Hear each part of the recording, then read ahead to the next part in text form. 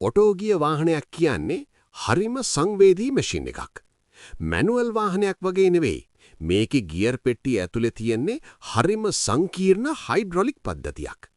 හැබැයි අද සමාජයේ ගොඩක් දෙනෙක් ඔටෝ වාහන හරියටම පදින හැටි දන්නේ නැහැ.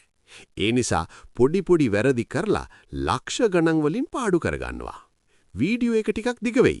හැබැයි මේකෙදි ඔටෝ වාහන ගැන දැනගත යුතු සියල්ල කතා කරන්න බලාපොරොත්තු වෙනවා.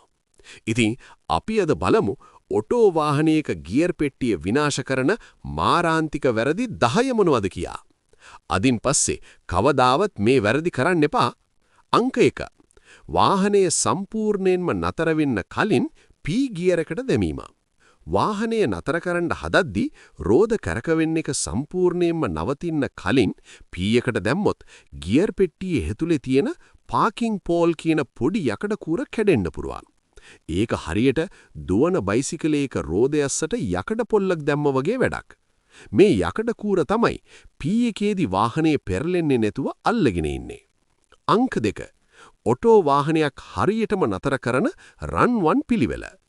වාහනය නතර කරලා කෙලින්ම P එකට දාලා හෑන්ඩ් බ්‍රේක් අදින්න එපා. ඒක වැරදි. හරියටම කරන්නේ මෙහෙමයි. මුලින්ම වාහනය නතර කරලා කකුලෙන් බ්‍රේක් එක පාගාගෙනම N එකට දාන්න. එතකොට එන්ජිමයි රෝදයි අතර සම්බන්ධය නැති වෙනවා. ඊළඟට හෑන්ඩ් බ්‍රේක් එක තදින් අදින්න. ඊට පස්සේ කකුලෙන් පාගන් ඉන්න බ්‍රේක් එක අතහරින්න. එතකොට වාහනේ බර වැටෙන්නේ බ්‍රේක් පද්ධතියට මිසක් ගියර් බොක්ස් එකට නෙමෙයි. අන්තිමට ආයෙත් බ්‍රේක් එක පාගලා P එකට දාන්න. එතකොට ගියර් බොක්ස් එකට කිසිම ෂොක් එකක් වෙන්නේ නැහැ. අංක 3. කඳු පල්ලම් වලදී N එකේ වාහනය පෙදීම. තෙල් ඉතුරු කරන්න කියලා හිතාගෙන පල්ලම් බහිද්දී එන් කරන එක මහා මෝඩ වැඩක්. ගියර් බොක්ස් එකේ තෙල් පීඩනය හැදින්නේ එන්ජින් වේගයෙන්. එන් කළාම එන්ජිම අයිඩල් වෙනවා. හැබැයි වාහනේ වේගින් යනවා. එතකොට ගියර් රෝදවලට හරියට ලුබ්‍රිකේෂන් ලැබෙන්නේ නැහැ. ඒ වගේම බ්‍රේක් රත් වෙලා බ්‍රේක් නැති වෙන්නත් පුළුවන්. අංක 4. රතු එළියට නතර කරගෙන ඉද්දි එන් එකට දැමීම. විනාඩියකට අඩු කාලයක් නම් D එකේම බ්‍රේක් එක පාගන්න ඉන්න. නිතරම N ඉඳන් D එකට මාරු කරනකොට ක්ලච් ප්ලේට් අනවශ්‍ය විදියට දිවෙනවා. ට්‍රැෆික් එකක විනාඩි 2-3ක් ඉන්න වෙනවනම් විතරක් N දාලා හෑන්ඩ් බ්‍රේක් අදින්න. අංක 5. රිවර්ස් කරනකොට වාහනේ නතර වෙන්න කලින් ගියර් මාරු කිරීම. වාහනේ ඉස්සරහට යද්දි එකපාරටම රිවර්ස් දැම්මොත් ගියර් බොක්ස් එකට මාර ෂොක් එකක් වෙනවා. ඒක හරියට වේගෙන් යන ඔන්චිල්ලාවක් එකපාරටම පස්සට ඇද්දා වගේ වැඩක්. ඒ නිසා ගියර් මාරු කරන්න කලින් වාහනය සම්පූර්ණයෙන්ම නතර කරන්නම ඕනේ. අංක 6. එන්ජිම N එකේ තියලා රේස් කරලා D එකට දැමීම. මේකට කියන්නේ නියුට්‍රල් ඩ්‍රොප්ස් කියලා. මේක වාහනේට බෝම්බයක් තිබ්බ වගේ වැඩක්.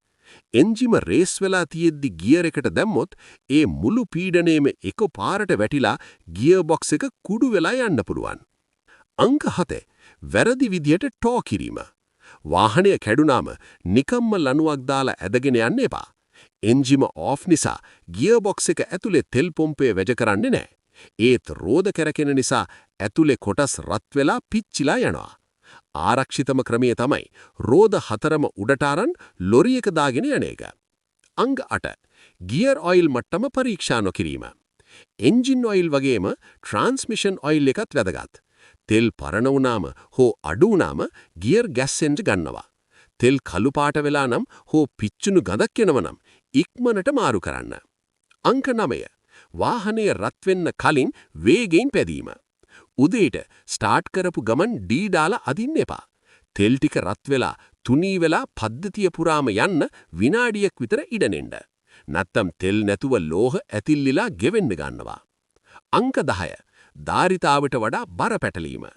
ඔටෝ වාහනයකින් දරාගන්න බැරි බර අදින්න එපා. එතකොට ට්‍රාන්ස්මිෂන් තෙල පිස්සු හැදෙන තරම් රත් වෙනවා. ඒ රස්නෙට ඇතුලේ තියෙන රබර් සීල් දිය වෙලා ගියර් බොක්ස් එක ඉවරටම ඉවර වෙනවා. ඉතින් ඔයාගේ ඔටෝ වාහනයට ආදරේ නම් ගියර් ලිවරේ එක සෙල්ලම් කරන්න එපා. රුපියල් 1000 ගණනක අලුත් වැඩිමකට වඩා තත්පර කිහිපයක ඉවසීම සෑම විටම ලාභදායකයි.